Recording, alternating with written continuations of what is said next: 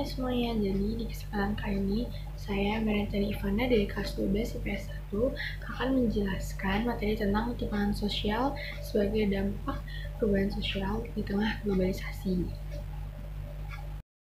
Nah, sebelum kita lanjut ke materinya, kita harus tahu dulu definisi dari ketimpangan sosial itu sendiri.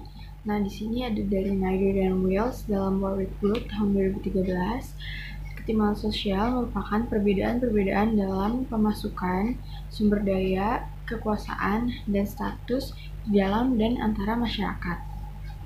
Selanjutnya, ketimpangan ini juga terdapat dalam sejarah.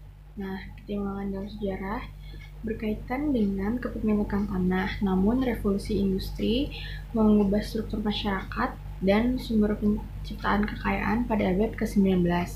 Juga para akademisi mulai tertarik untuk membuat teori tentang ketimpangan sosial itu sendiri. Nah, selanjutnya ada faktor penyebab dari ketimpangan.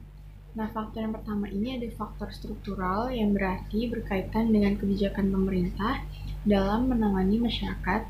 Yang kedua ada faktor kultural yang berarti berkaitan dengan karakter dan sifat dari masyarakat itu sendiri. Pada kesempatan kali ini saya akan membahas salah satu dampak dari ketimpangan sosial tadi. Nah, salah satu dampaknya ini adalah kemiskinan. Kemiskinan adalah keadaan di mana seorang tidak sanggup membiayai hidupnya sendiri sesuai dengan taraf kehidupan kelompok.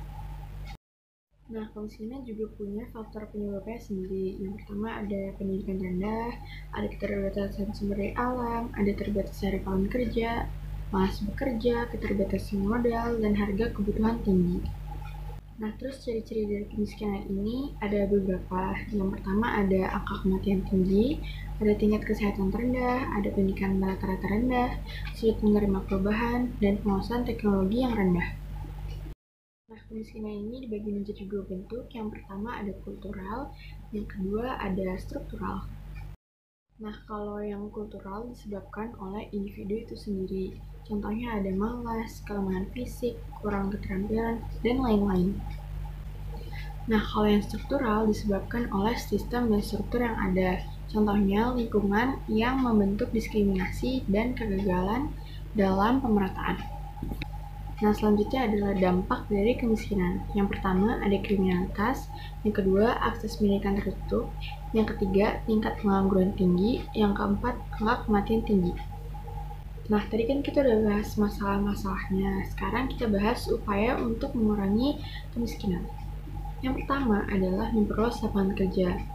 Yang kedua, memberi bantuan pendidikan secara gratis. Yang ketiga, memberi fasilitas yang memadai dan subsidi gratis. Yang keempat, melakukan hal yang inovatif dan kreatif. Dan yang terakhir, membuka lapangan kerja sendiri. Sekian materi dari saya, terima kasih.